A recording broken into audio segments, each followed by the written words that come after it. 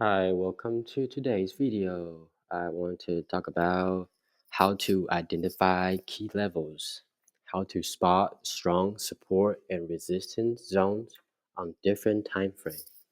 And today I'm going to talk about using daily and weekly and show you some intraday candles such as 5 to 15 minutes or 1 to 15 minutes.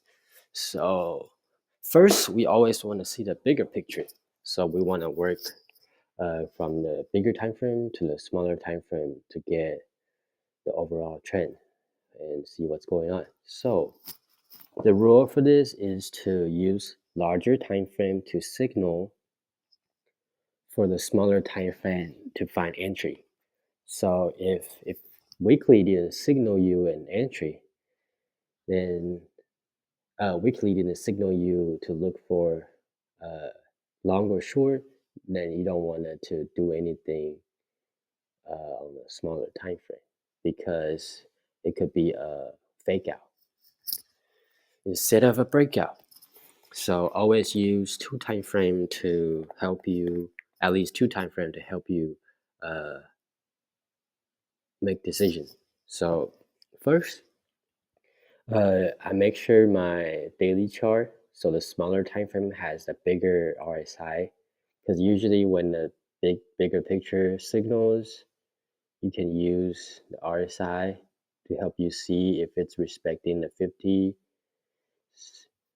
if it will bounce. So like this is an example that it didn't bounce, it break under and consolidate, and it decide to break back over. And weekly, you can see it's holding above the 50 level, which is uh, above the wall, the median point where they meet each other, bulls and bears. So basically, this gives you an idea of it's in a bull trend since 2023 October on that big pullback. So weekly time frame. I want to talk about signals, right? You want to see the larger time frame signal. So when you draw your support and resistance, I talk about that in the previous videos. So this is a breakout candle right here. This candle, because it broke over the resistance, right? The previous resistance, and it broke over. So if we hover it, you can see um, which candle it's at. So September 16, September 16. So I'm gonna draw the date. So 16, the whole week, just to show you what it looks like inside of this candle. So this one breaks out, and it's because Monday, Tuesday, Wednesday, Thursday broke over, and then Friday stay over. So when the Thursday and Friday form, it form a support here. Actually, no, it doesn't count. This is the support. Form a support here. Oh, we didn't form a support yet, but it did form a resistance on Thursday and Friday. But after that, Monday open, it formed a support. So, and then it tested the resistance and break over. I didn't want to keep this. It's because it's it's the middle point. It's not the top nor the bottom. So I had to keep the very top, very bottom, and and then this will give us the range of consolidation. If you keep it there, it's inside of this consolidation range, so it's not necessary to keep it.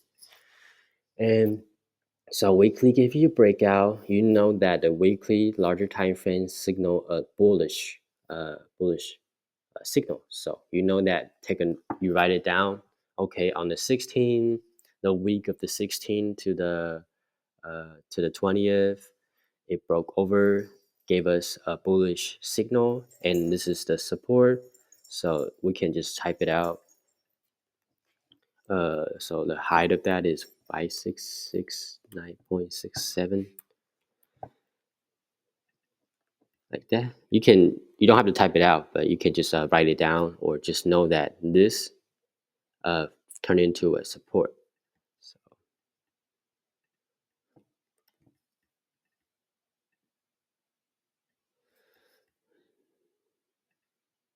resistance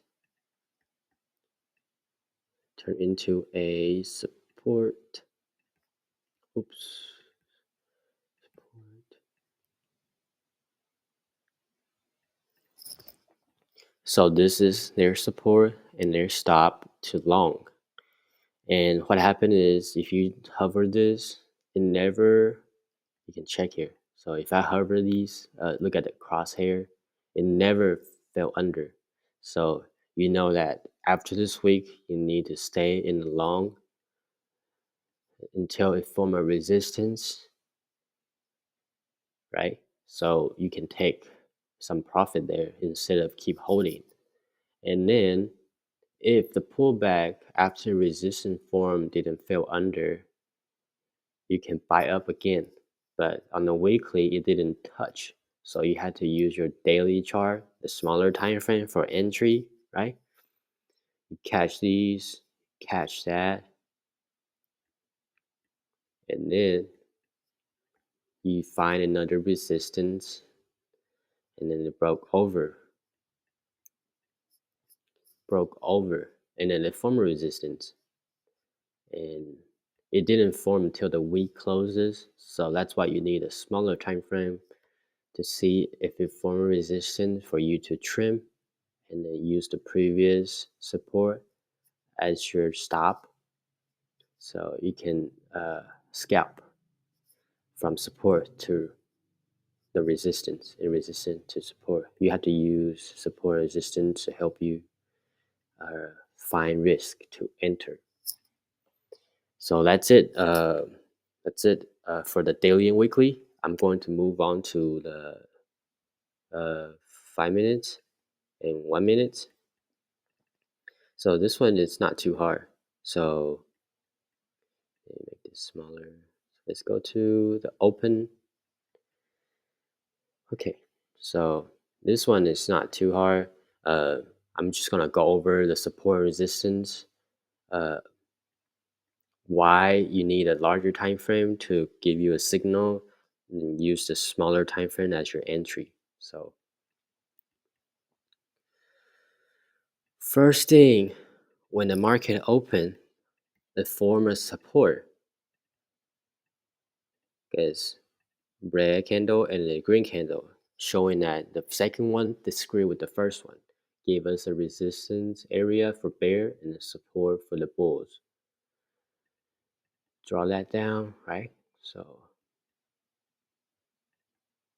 this is what it needs to break under for it to go down more. So you know that in the first 10 minutes of the market, and if you look at the 1 minute, it form a resistance first. It'll give you a reason to short. As long as it doesn't break back over this, then you can still hold it. So in this 5 minutes, we didn't break under until 9:55. And for the 1 minute, we have a resistance and a support formed by 9:36. So it gives you this range to make decision. So first thing you know that it didn't want to go up. It formed resistance. So you know you have to look to short, right? So when that happened, people will take their risk to short, and then when it formed a support or resistance for bear, they take their profit, or they just draw that as their resistance and use this as their stop. And then you just have to use a smaller time frame, find your entry. So this is a rejection for your entry. But if you do enter here, your first thing is to aim at the uh, previous support. The reason why is because the larger time frame didn't give you a signal yet. We did not break under yet or break above. So during this time, it could consolidate sideways, chop sideways, going this way, and hold above this. So the reason why this to here is easier to trade from the top to the it's a proven support and proven resistance. So it's more confident to be able to scout that to here. And you need a larger time frame. So give you signals, right? So 5 minutes at 9:55 candles to 5:60. I mean 10 o'clock, 9:55 to 10 o'clock candle. We broke under. So you can see the smaller time frame. It did confirm that. So you can take your entry again if it closed under. So at 10 o'clock, it got under. And what you can do is you can draw all the support and resistance that you find just to keep track. So you know that this already broke under. So this could be your stop slash support on this 1 minute chart. And that's basically how you use a larger time frame for your signals, smaller time frame for entry. We can keep going. I'm going to finish what I draw, finish the support and resistance drawing to see what it looks like when market open to close and how you can keep track. There's a lot you don't really want to draw because it's too many. Because every color flip, you don't want to draw every single one.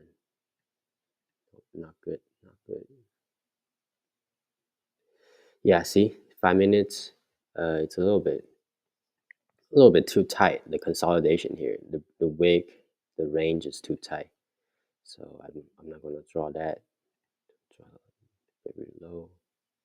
When it switch color, test the resistance back to the support. Trying to go back, couldn't go back. 10 MA held and pushed back down, and basically, let me zoom out so you can see. Break under. So this is too much. That's why I always make the smaller time frame RSI a little higher, so I know to watch out for the 50 area if it does break. So if 1 minute does break over 50, right? You want to make sure that 5 minute, the larger time frames, doesn't signal a reversal. So the way to do that is to, let's say this is 1 minute. You can also move on to 3 minutes, just to make sure that it doesn't get over the 50. And so they said if the 30-minute break over the 50, right? The 5 minute could break the 50 and the 15 minutes, and then larger time frame.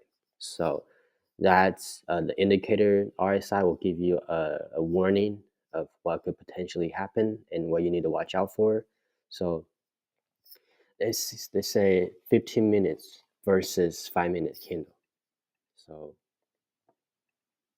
actually let's do three, because three actually broke over above the 50 RSI. So that's why we want to listen to larger time frames, because they keep us calm, show us that, okay, so this is a previous day. You already know, you already see the sign that it stay under 50. So it's bearish signals.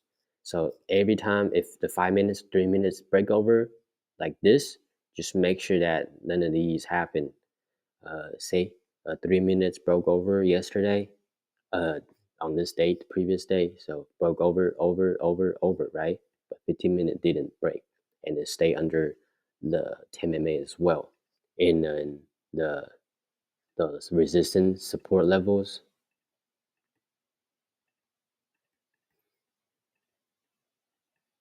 See, this is the previous day.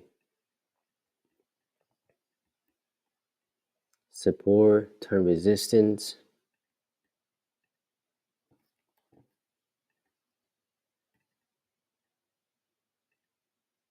Support, turn resistance.